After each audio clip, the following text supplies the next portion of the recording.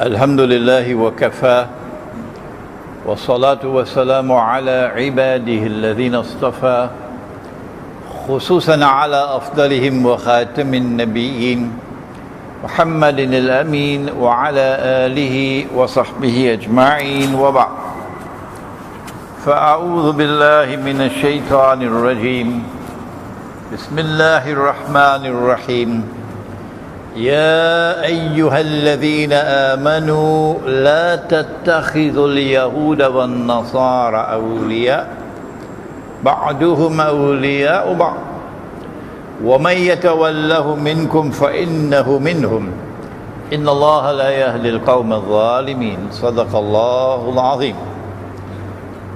We begin with Allah's blessed name. We praise Him and we glorify Him as He ought to be praised and glorified. And we pray for peace and for blessings on all His noble messengers, and in particular on the last of them all, the blessed Prophet Muhammad sallallahu ta'ala alayhi wasallam. As we greet you tonight here in Masjid al-Falah in Subang Jaya in Kuala Lumpur, Malaysia, as we attempt to address the subject which has become critically important now, the Zionist attack on Syria. Two things have happened over the last few days which have a significant link with this subject. Number one, the assassination of the scholar of Islam, Sheikh Muhammad Saeed Ramadan al-Bhuti, rahimahullah, who is now shaheed. And the second is the Israeli apology to the Turkish government and Turkish people for the attack on the flotilla to Gaza 3 years ago, which took the lives of 7 Turkish citizens. We pray for Allah's mercy and forgiveness on the soul of the Sheikh, who was 84 years of age, who was a learned scholar and a distinguished scholar of Islam. And we say, may Allah grant him Jannatul Firdaus. Ameen. And we say shame.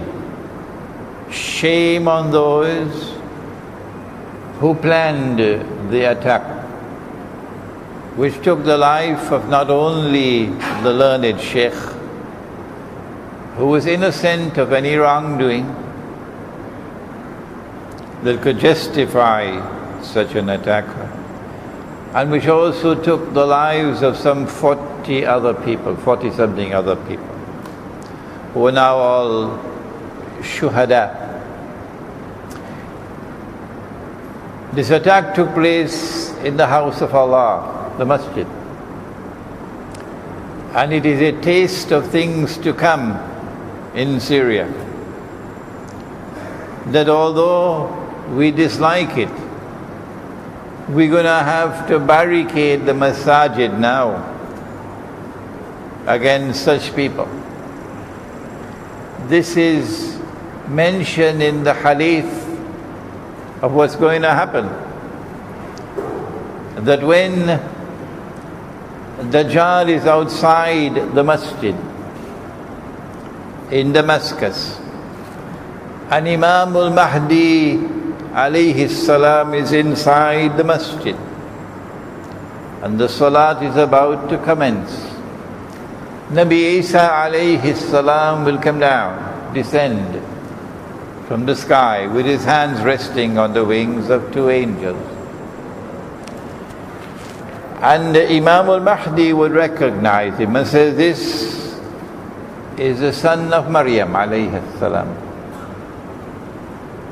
and invite him to lead the salat. And he'll say, no, their people have appointed you as the Imam, you lead.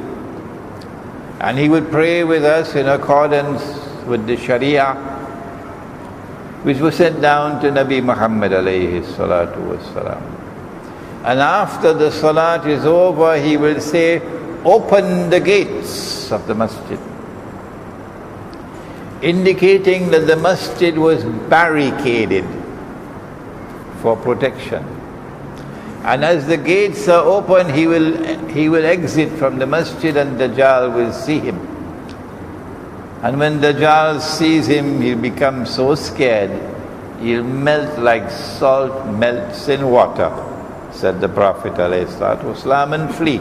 I mention this hadith to indicate to you what lies ahead now. That although we hate to do it, the houses of Allah will now have to show some response to what was done to Sheikh al-Bouti.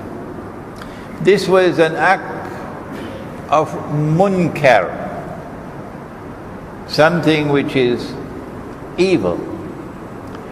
And Nabi Muhammad alayhi salatu wasalam has said that if you see something which is munkar, you must respond to it with your hand.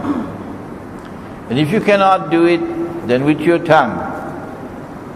And if you cannot change it with your tongue, then with your heart. So those who listen to this lecture and who in their hearts were glad and happy of what happened to the Sheikh and approved of it, you must know that you are a people with no faith at all.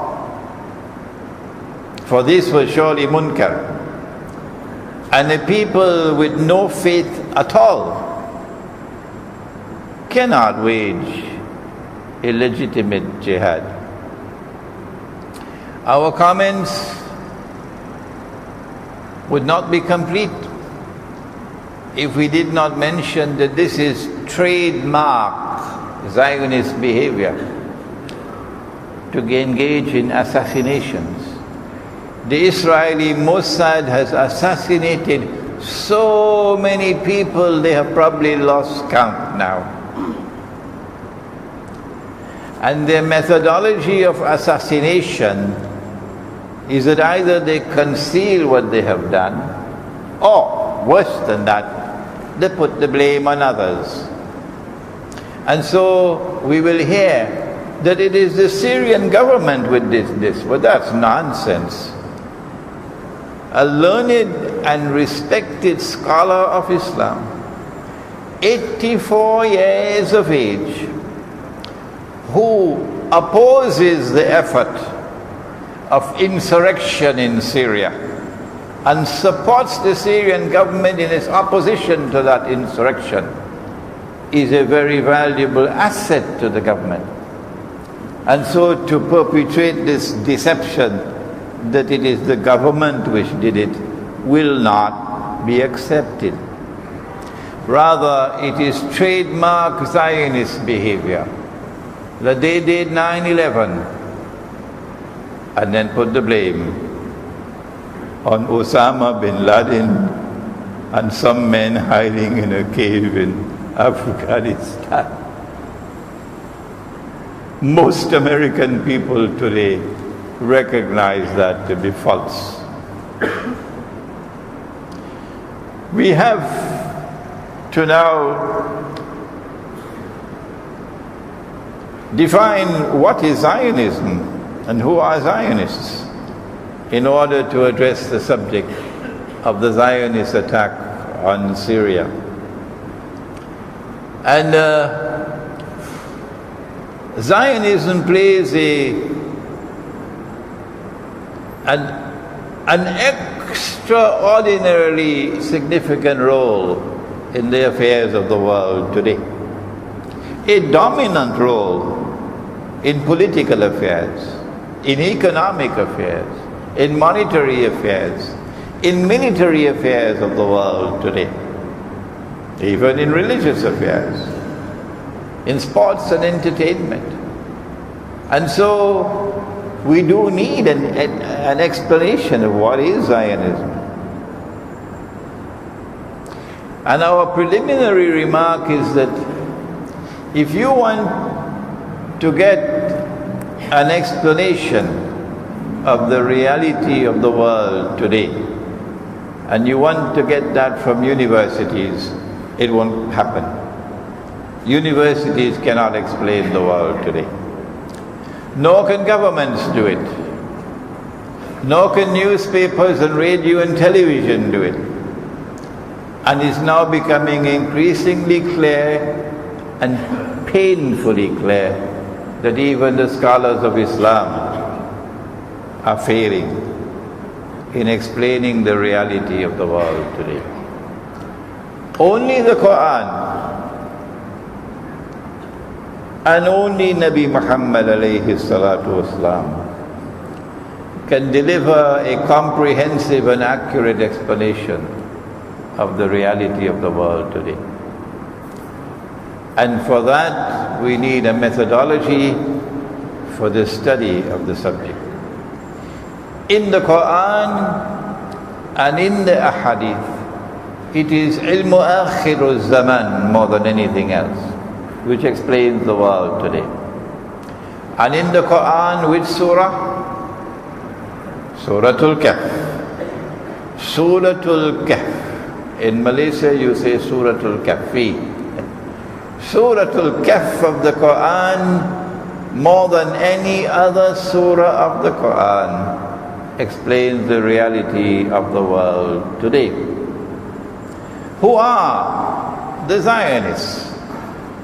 There are Christian Zionists and there are Jewish Zionists. And now, as time progresses, we even get some Arab, some Chinese, maybe a couple Malay, who are Zionists as well, Pakistani Zionists and so on. But the original are Christian and Jewish. And these Christians and Jews have come together, and this cement which has bonded them together is Zionism. Does the Quran explain this phenomenon of a Jewish-Christian Zionist alliance which today dominates the world so significantly? Yes, it does. And we have on several occasions attempted to explain this verse of the Quran. If you have heard it before and you have not gone to others to teach it to others, then do please listen to it again, because this is what you're supposed to do. بعد أعوذ بالله من الشيطان الرجيم. يا أيها الذين آمنوا, O you who have faith in Allah, لا تتخذوا اليهود والنصارى أولياء. Do not take the Jews and do not take the Christians as your awliya, your friends and allies. We pause. Proper methodology is that you do not take any verse of the Quran in isolation, or any hadith in isolation to derive meaning. If you do that, you could come to the conclusion that Iblis was an angel. Well, if this Quran is not referring to all Jews and all Christians, because when we study the rest of the Quran, there are several verses which indicate that Allah could not be referring to all Jews and all Christians when He said, do not take the Jews and do not take the Christians as your friends and allies. Well then, which Jews and which Christians?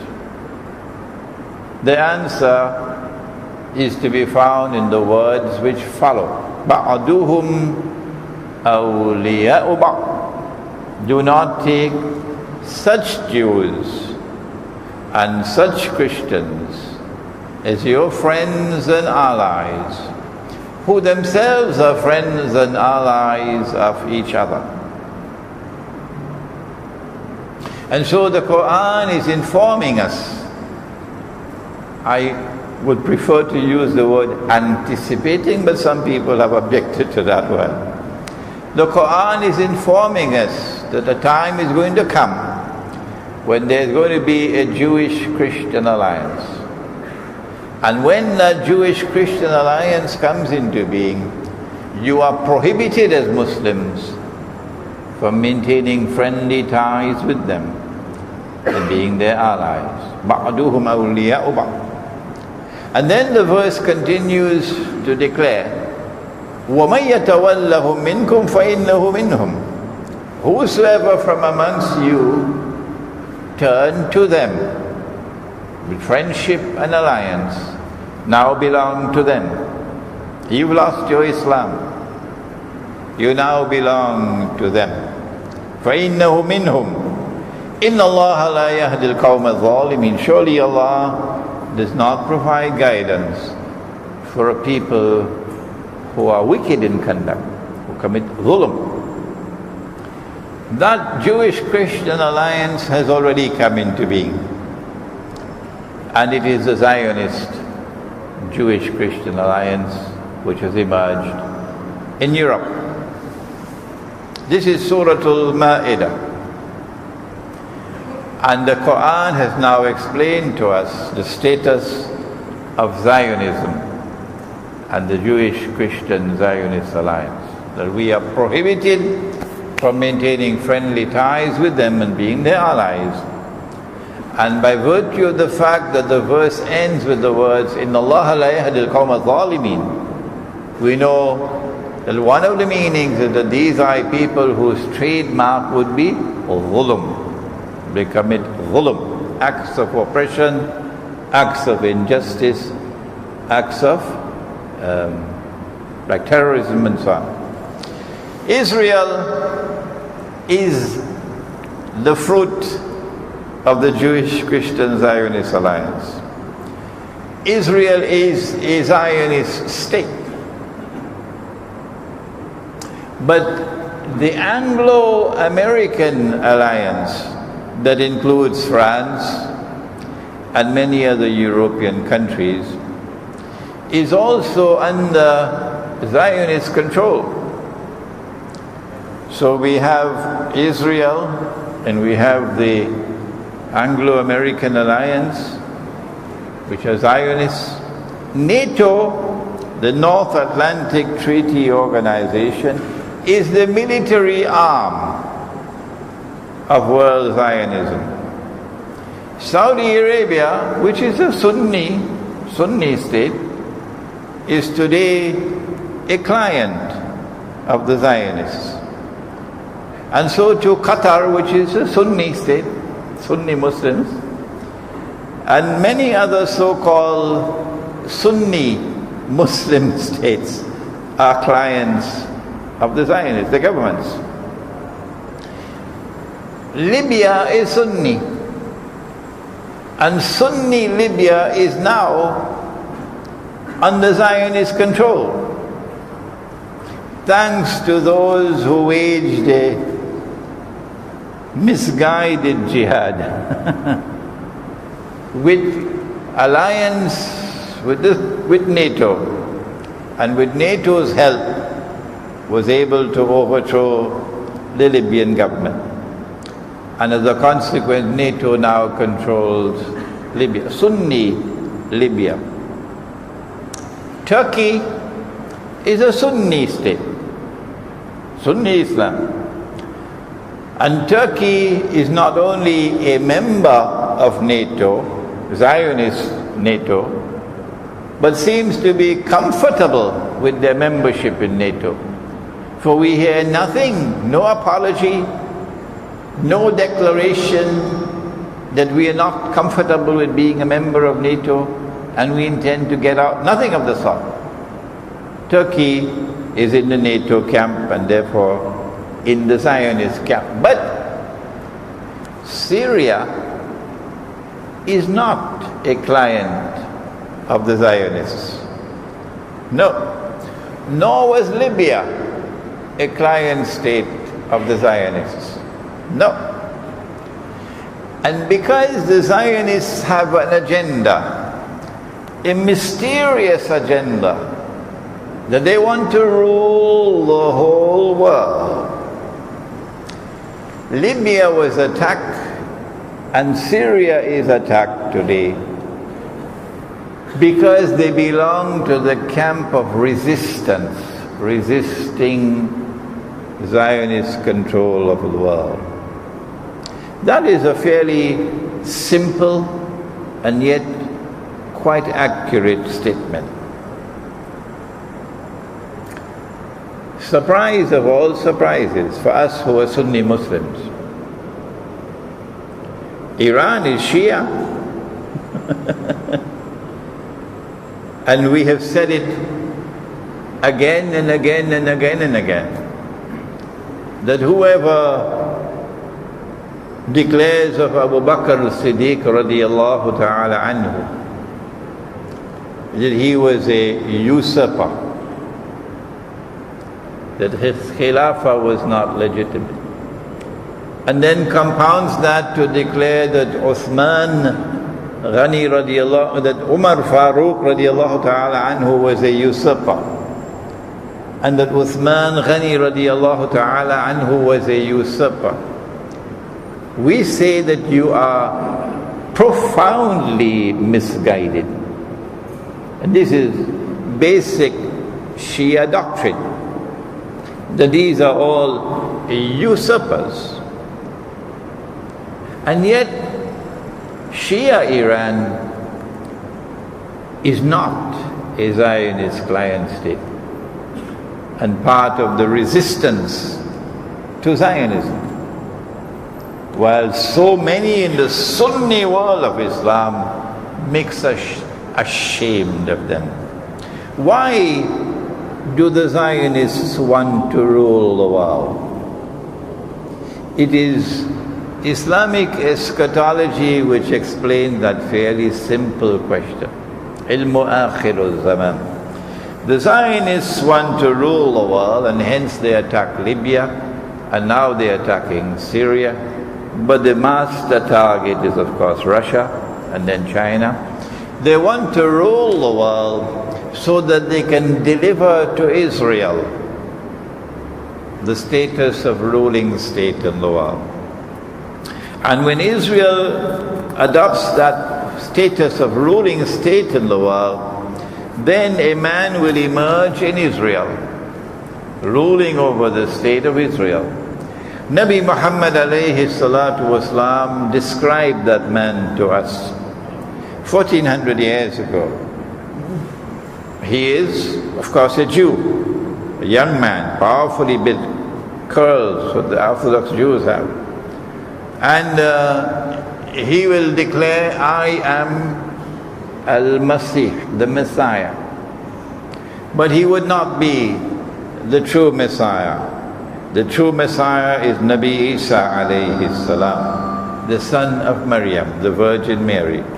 Rather, he would be Al-Masih al-Dajjal, Dajjal, the false Messiah. Dajjal meaning one who operates by deception. And the Zionists who work on behalf of Dajjal also operate by deception. The Zionists have multiple strategies for seeking to achieve rule over the whole world. And Islamic scholarship has homework to do to understand these strategies and to be able to respond to them. There is an economic strategy which the banking system operates. The World Trade Organization is part of it. There is a monetary strategy in which the International Monetary System, the International Monetary Fund, plays a significant role. The World Bank. There is a political strategy for achieving dominion over the world. And in that political strategy was the League of Nations and then the United Nations Organization. There is a military strategy in which NATO is now revealing itself as increasingly operating to eliminate all those who are resisting Dajjal or resisting Israel. At the heart of all of these strategies, economic, monetary, political, military, educational, etc., is deception. Deception is at the heart of it. We turn now to Zionism and the first Arab Spring. When the Zionists using deception, remember the Zionist movement was born about the same time that a certain person whose body was preserved for a long time was discovered. Whose body? Fir'aun. And Allah refers to it in Surah?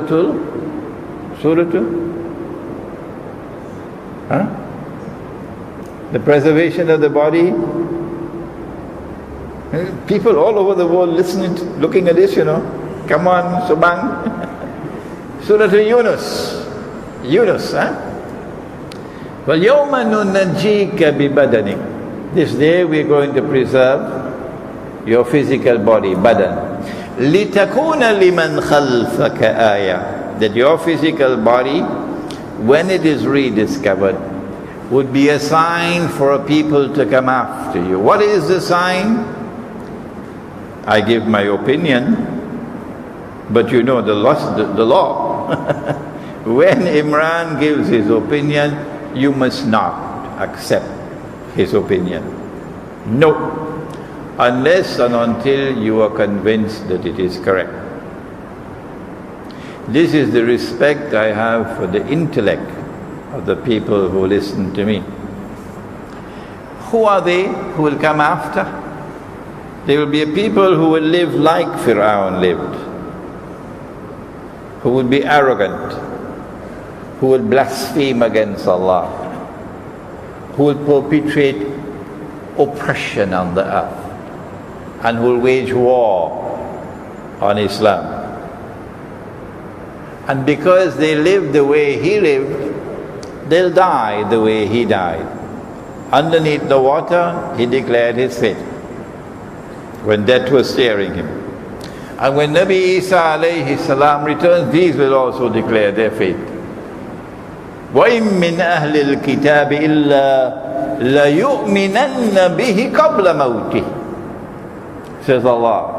None of them will escape. They'll all have to declare their faith in him at that time when he returns. But it won't be of any benefit for them. They live the way he lived, they'll die the way he died and enter into the hellfire. So the Zionist movement was created about the same time when the body of Fir'aun was discovered. And then the second major event that occurred after that was the First World War. And we Muslims have not as yet done a sufficient critical study and analysis of the First World War, the events which led up to it. The first Arab Spring was part of it. When the Zionists in Britain and in France succeeded in getting Muslims, Arab, Indian, Punjabi, etc., to fight with them against the Ottoman Empire, so that they could succeed in their aim in that first Arab Spring.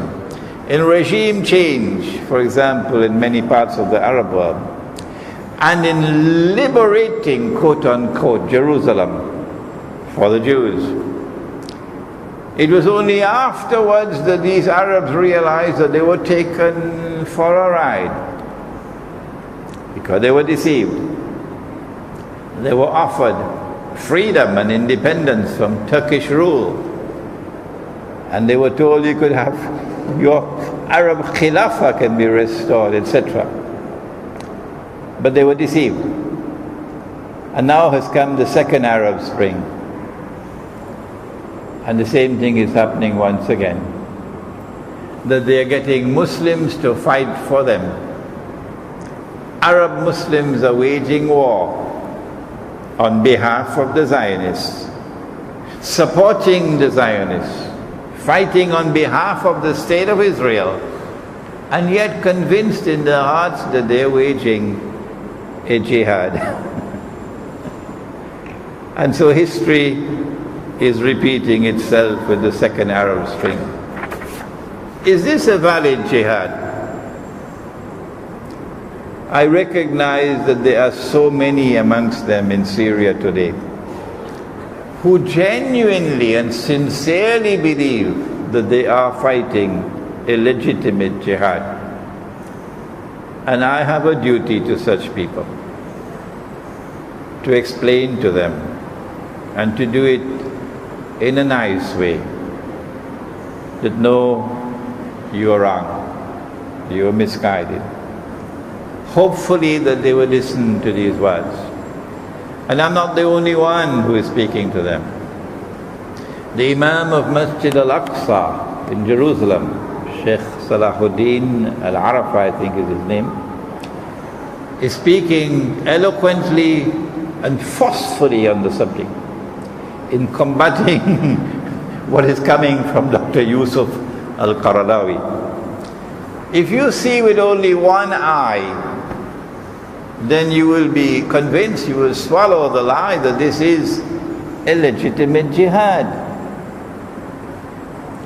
But if you see with two eyes, and you're able to penetrate the reality of things, you'll recognize that no, it is not permissible to take $1 million. $1 million, that's what they're offering you, yeah?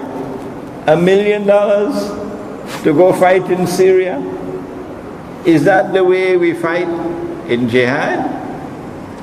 Or do we rather say, give me a horse, and give me a sword, and take care of my wife and my children?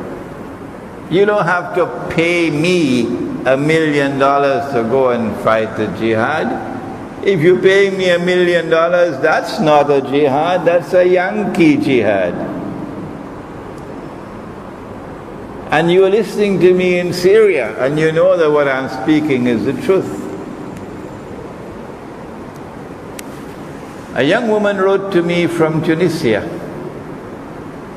and said to me, my brother received 1 million Tunisian dinars to go and fight in Syria. And as he was leaving, the police caught him and brought him back to my father and handed him over. And handed over the 1 million Tunisian dinars, which is worth about 600 or 700 USD.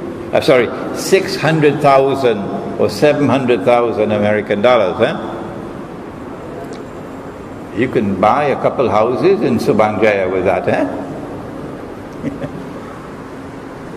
And my father took the money and locked him up in a room. And now he does not want to speak to any of us. I hope that young man will listen to my words. Surely he has this much common sense to know that you don't buy people. We're not up for sale. Not those who fight in the way of Allah in jihad. You can't buy us with $5. You can't buy us with $500. You can't buy us with $5 million because we are not up for sale. Say that to the paymasters who are spending millions and millions of dollars to buy, not mujahideen, they're buying mercenaries. to go and fight in Syria.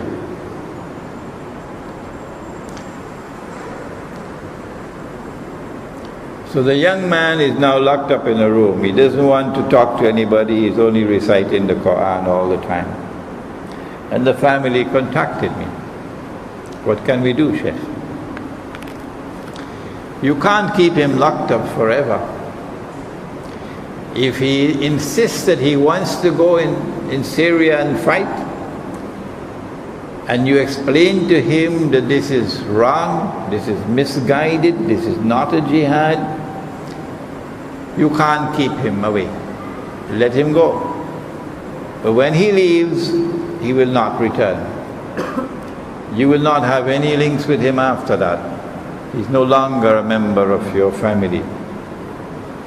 Saudi Arabia, Libya, Qatar, Turkey are all in the Zionist camp. Is it so difficult for you to understand that? I hope you're listening to me in Syria.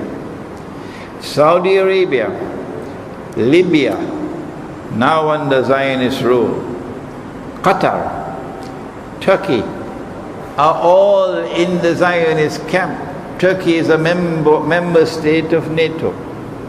And these are the countries who are financing, and these are the countries who are supplying the weapons to you to go and fight. Is this a legitimate jihad, or is this a Zionist attack on Syria? Why is it so difficult for you to understand? You declare of those who oppose you and who are supporting the government of Syria in its opposition to the insurrectionists, that these are wajibul qatl, that it is legitimate for you to kill them. And you go to Syria and you kill these people. The price that you will pay for killing people for no just cause is the fire of Jahannam. If you die in the struggle, you are not shaheed. No. You go into the hellfire. And those who you kill, they are the ones who will be shuhada. And so we say, if you see with two eyes, you will recognize that this is a misguided effort. Libya, under the new regime, is sending weapons, and it is likely that high-tech weapons that the Libyan army used to have would find their way into Syria. NATO will say, we didn't send it, it came from Libya. As these high-tech weapons come into your hands and you start using them, there will be an escalation of the conflict in Syria. High-tech weapons are also going to come from Saudi Arabia and Qatar, which seem to be hell-bent, doing everything they can possibly do to bring down the regime in Syria and make Syria another Libya. Perhaps this is the fulfillment, one more time, of the prophecy of Nabi Muhammad alayhi salatu wasalam, and I hope you're listening to me in Syria, because you know very well that Saudi Arabia is financing and Saudi Arabia is sending weapons. And Saudi Arabia is ruled by people who came from Najd. Saudi Arabia has Hijaz and has Najd. Hijaz is to the west and Najd is to the east. Nabi Muhammad alayhi salatu wasalam is in Medina. And he says, Allahumma barik lana fi Shamina wa Yamanina. Oh Allah, put blessings for us in our Sham and our Yemen. And they asked, what about Najd? 3 times. And he said, from Najd, pointing in the direction of Najd, he said, from there would be the horns of shaitan, qarn shaitan, and tribulations. And the rulers of Saudi Arabia today, the Saudi Wahhabi rulers of Saudi Arabia, are Najdi. He pointed to the east and he said, from there will come qarn shaitan, the horns of Satan. And so I ask of you, who say that you are waging a legitimate jihad in Syria today, can the horns of Satan be part of a legitimate jihad? Have you got no sense? Saudi Arabia is in this struggle up to its neck, the insurrection in Syria, and therefore the qarn of shaitan is involved in it. Qatar has suddenly risen up as a Zionist state. It is hosting Al Jazeera and the evidence mounts every day that Al Jazeera is a sister of CNN. Every time there is a Arab Spring, an insurrection or a rebellion or something, Al Jazeera is there to add fuel to the fire, to try to ensure that the struggle is successful and the Zionists achieve their objective. So the dust is no longer there in our eyes, and we can see plainly what Al Jazeera is, a Zionist front organization. Qatar was chosen, little Qatar, which yesterday was only taking care of sheep and goats and diving in the sea for pearls, is now hosting the 2022 World Cup.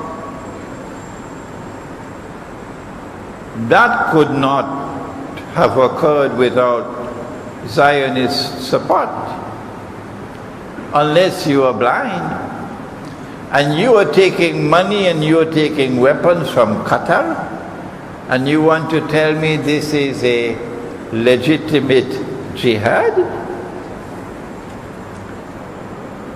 Turkey is a member of NATO, and Turkey as a NATO member supported the insurrection, the armed insurrection in Libya to overthrow the Gaddafi regime.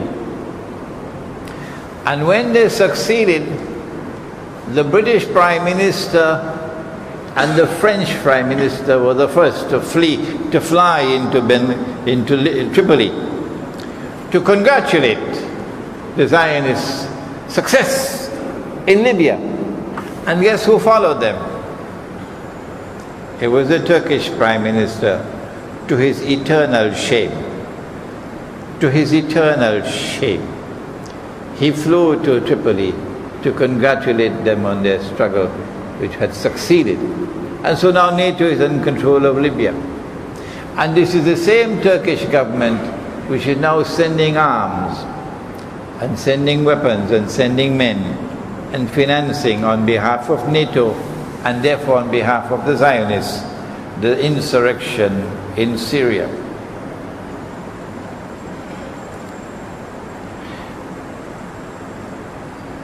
Since 1980, in the 1980s, Turkey established a military alliance with Israel.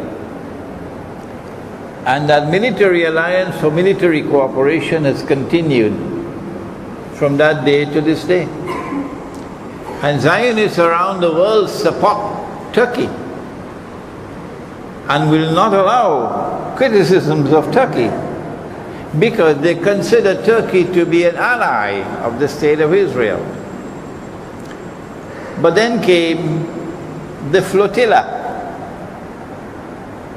to Gaza, and a high-profile attempt to break the blockade of Gaza.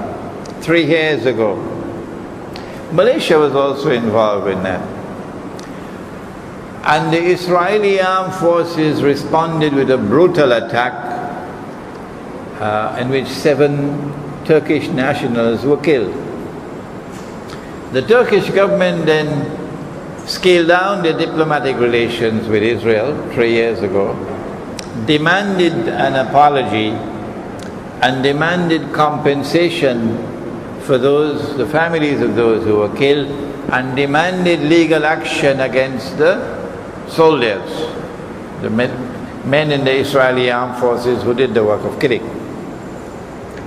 3 years have passed, and now suddenly Obama goes to Jerusalem, sits down with Netanyahu, cook whatever pilau they cooked, or maybe biryani. And the next thing we hear is that Netanyahu telephones the Turkish Prime Minister and offers a rare apology. Israel never apologizes, no. A rare apology, and offers to pay compensation. And the Turkish Prime Minister graciously decides to drop the cases against the the Israeli armed forces, the legal cases. And so they've restored diplomatic relations at a high level. And the friendship between Turkey and Israel is now restored. And your jihad, your so-called jihad in Syria, is being supported up to its neck by Turkey, which is in friendly relations with Israel, and which has a military alliance with Israel, and which is a member state of NATO, and you cannot recognize that this is a bogus jihad? What more do I need to tell you? Why did Netanyahu call and apologize? Give me a little time and we'll explain that. Turkey also is the inheritor of the Ottoman Empire. And while Turkish Muslims don't like to hear it, it is the truth. The Ottoman Empire acted unjustly in oppressing Eastern Orthodox Christians in Greece, in Bulgaria, in Romania, in Ukraine, waging war after war against them unjustly, enslaving their people, enslaving their women who then became part of the Ottoman harem. The unjust wars against the people of Eastern Christianity, which the Quran refers to as Rome, continued for 500 years, as a consequence of which Greece now hates Islam. The Greek people have hatred in their hearts for Islam. The Bulgarians have hatred in their hearts for Islam. The Russians have hatred in their hearts for Islam. The Ottomans added salt to the wounds when they conquered the capital city of Rome, of Eastern Christian Orthodox, Constantinople. And when they conquered Constantinople, they said, this is the fulfillment of the prophecy of Nabi Muhammad alayhi salatu wasalam, لَتَفْتَحَنَّ الْقُنْسْتَنْتِنِيَّةِ. You will most certainly conquer Constantinople. No, you're wrong. That prophecy is still to be fulfilled. And I'm planning to write a little book on that, inshallah. The same way that the Ottomans oppressed the people of Eastern Europe, the Christians of Eastern Europe, and did it on behalf of the Zionists, not knowing it, so too has Turkey consistently oppressed the Kurdish people. from day one. You cannot consistently oppress a people and not expect them to respond. If they have responded with terrorism, you started it. You are the cause of it. And this oppression of the Kurdish people by Turkey invalidates any claim of the Kurdish people, of the Turkish people, to be able to sponsor a legitimate jihad.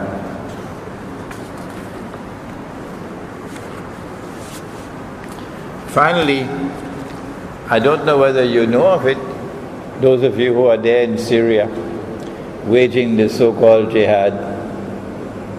Are you aware who is your ally who is also fighting with you? It's not just Libya and Saudi Arabia and Qatar and Turkey. You have another friend who is fighting with you against the same regime. That friend sent their aircraft to bomb Syria. I'm talking about Israel. Are you happy to be in the Israeli camp? To have Israel as your ally in this so-called jihad? Israel attacked Syria. It must have been about a month or 2 months ago. The methodology of your struggle is also wrong, with acts of terrorism and killing people because you say they are wajibul qatl, killing them in a masjid, a sheikh who is delivering a sermon, and this invalidates your claim to be a valid jihad. The Zionists want to break the resistance front. That's why they attacked Libya and now Syria and then Iran. The Zionists want to break the resistance front and replace it with what? Not pro-Zionist regimes. What they want in Syria is an Islamic government. They want an Islamic government which will claim that they're restoring the Khilafah in Syria. And that this Islamic government will declare we're waging jihad against Israel. That we're going to liberate the Holy Land. And as you get a string of Islamic governments and the rhetoric begins to rise all around Israel. I made this analysis about 12 years ago in a lecture in Sydney. A domino effect. They'll fall one by one and Islamic governments will emerge. Why does Israel smile when Ikhwan al-Muslimun takes over in Egypt? Why does Israel smile when you now have a so-called Islamic government in Libya? Israel is smiling because Israel will tomorrow be able to claim with some justification that Islam is rising now from its slumber, and Islam poses the greatest of all threats to the state of Israel. The Muslims are going to wipe us off the map. And if we don't do something, we'll be finished. And so Israel is creating what is called casus bellum, a justification for waging the great wars that Israel has already planned to wage. In order for Israel to rule the world, Israel must rule the Arabs. In order for Israel to rule the Arabs, she needs not only to enslave them economically and monetarily, but also military occupation. Israel has to wage big wars. And Israel does not want to wage her big wars while yet appearing to be an aggressor. And so the Arab Spring is meant to produce a strategic environment of Islamic governments all around Israel that will justify an Israel war, a great war of Israel launched against the Arabs. We now come to the most important part of our talk tonight, and that is that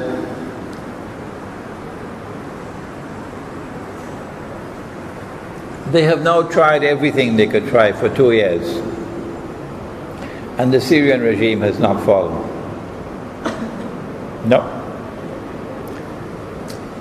The reason why the Syrian regime has not fallen and the Libyan regime fell is because NATO cannot attack with no fly and so on. Because Russia has blocked it, and China has blocked it in the Security Council. Why did Russia and China vote in favor on Libya?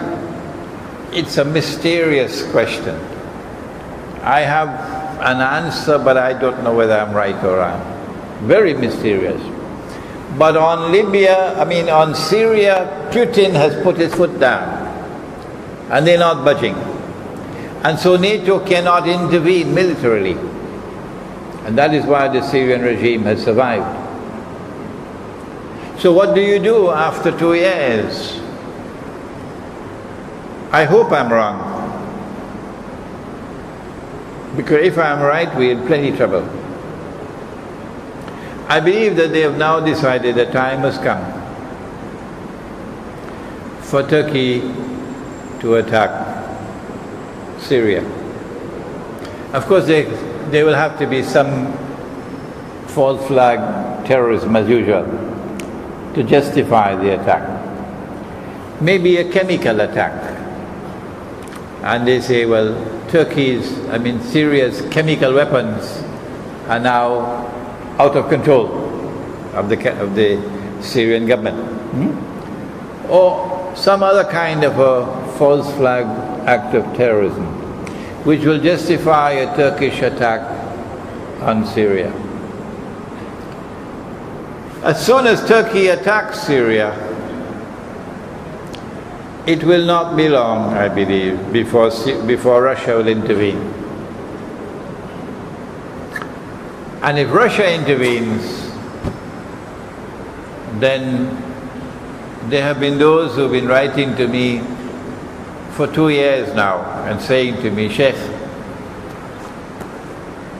Jerusalem in the Quran told us that when Dajjal was in a day which was like a year, during that time, not the total amount of time, no, during that time Britain emerged as the ruling state and the world experienced Pax Britannica. And we agree with you, Sheikh. And then came Dajjal's day like a month. That's the hadith, Sahih Muslim. And during that time, the United States emerged as the second ruling state in the world, and the world experienced Pax Americana. But it's not Pax, it's war. And they've been saying to me, Sheikh, a day like a month has ended, and a day like a week has already begun, and Israel is already ruling the world. And I have refrained so far from making such a statement. But I have to say that if Turkey attacks Syria, then Israel is going to come out from behind the hijab, and Israel is going to participate full-fledged in the war. Russia is going to enter. Then I'll have to concede that a day which is like a week has now commenced. How long it's going to last, I don't know. When a day which is like a week has ended, only then will Dajjal appear in our world of space and time, and you see him as a human being. And so look in the coming days and coming weeks for a false flag act attack of terrorism, maybe chemical. Look for a Turkish attack on Syria. Look for Israel then joining in the war, and that is why they had to do the apology. That is the reason for the apology. And then look for Russian intervention. If Russia intervenes, then I have something more to say. The Quran speaks of Rome. And Nabi Muhammad ﷺ also speaks about Rome, and that we Muslims will make an alliance with Rome. What is proper methodology if we want to identify Rome? Proper methodology is you go first to the Quran. That's proper methodology. And after going to the Quran, then you go to the Hadith. And after going to the Quran and Hadith, then you go to data outside of the Quran and Hadith, and you'll accept it to the extent that it is in harmony with the Quran and Hadith. When we go to the Quran, we find a whole surah of the Quran named Surah Rum. And in that surah Allah says, Ghulibatir Rum. Rome has been defeated. وَهُمْ مِنْ بَعْدِ غَلَبِهِمْ سَيَغْلِبُونَ. But they, فِي بِدْعَ سِنِينَ. But they will, within a short period of time, reverse the tide and defeat the enemy and be victorious. When this verse of the Quran was revealed, all the companions of the Prophet ﷺ and the Prophet himself sallallahu ta'ala alayhi wasallam all recognized that the Quran was speaking of the Byzantine Christian Empire, not about Washington and London and Paris and NATO. That the Persian Empire defeated Byzantium, and the kuffar of Makkah, the mushrikun, were all celebrating because Byzantium worship, a book that came down from Allah, and so too this new religion in Makkah. So there was an affinity. And we were sad when we heard the news of the defeat of the Byzantine. But when the verse came down, then Abu Bakr Siddiq radiallahu ta'ala anhu made a bet with Ka'b bin Ubay, I think was his name. A bet that the Byzantines are going to defeat the Persians within 3 years. And when the Prophet ﷺ heard about the bet, he said, no, Abu Bakr, you got to increase it. Because it doesn't mean 3, it means between 3 and 9. Between 3 and 9. Bid'ah sinin. And so Abu Bakr Siddiq then modified the bet. And within those 9 years, the Byzantine Empire defeated the Persians. And so Rome was victorious. Rome in the Quran is Eastern Christian Byzantine, Orthodox Christian. That's Rome in the Quran. And so when the Prophet ﷺ said that you'll make an alliance with Rome, he's not talking about Washington and London. When the Ottomans defeated the Byzantine and captured Constantinople, not only did they take the cathedral, which is the heart of the church, Hagia Sophia, and convert it into a masjid, and that was a very shameful thing that they did. But they did something else, very cleverly. The Sultan declared that I am now Rome. I am the head of Rome. And the church, the patriarch, was allowed to remain in Constantinople on the condition that he must be a Turkish national. And the Patriarch of the Eastern Orthodox Christians have remained in Constantinople to this day, operating under the heel of the Turkish government. The rest of the Orthodox Christians of Europe didn't accept that. No. The Russians never accepted that. And the Russians say, no, Rome has now moved to Moscow. But the Ottomans very cleverly created a new Vatican in Constantinople. Rome today is Russia. But my critics never fail to criticize me in that declaration. Rome today is Russia. And there is one way of interpreting the Quran, that an event described in the Quran may not be confined to only one historical instance. I did this analysis with the sacrifice of Ibrahim alayhi salam.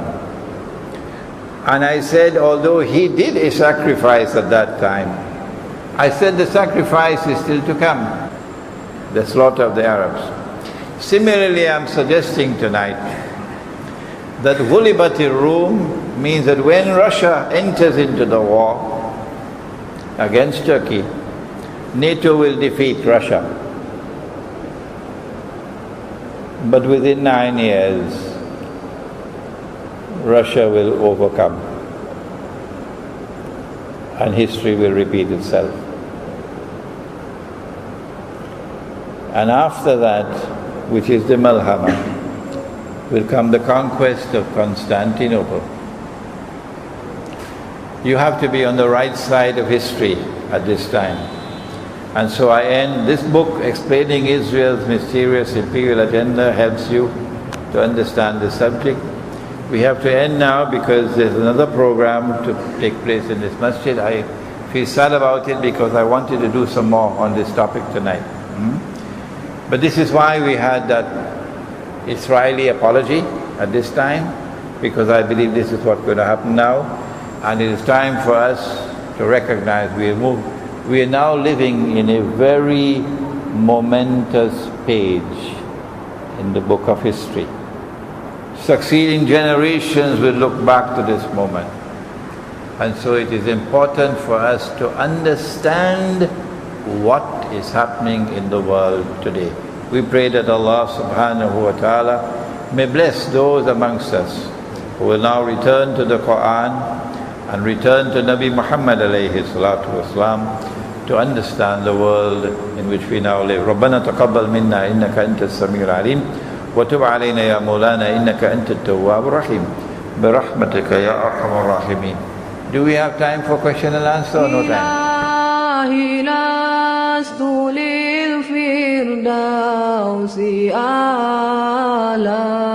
ولا أقوى على نار الجحيم الله فهب لي توبة واغفر ذنوبي فإنك غافر الذنب العظيم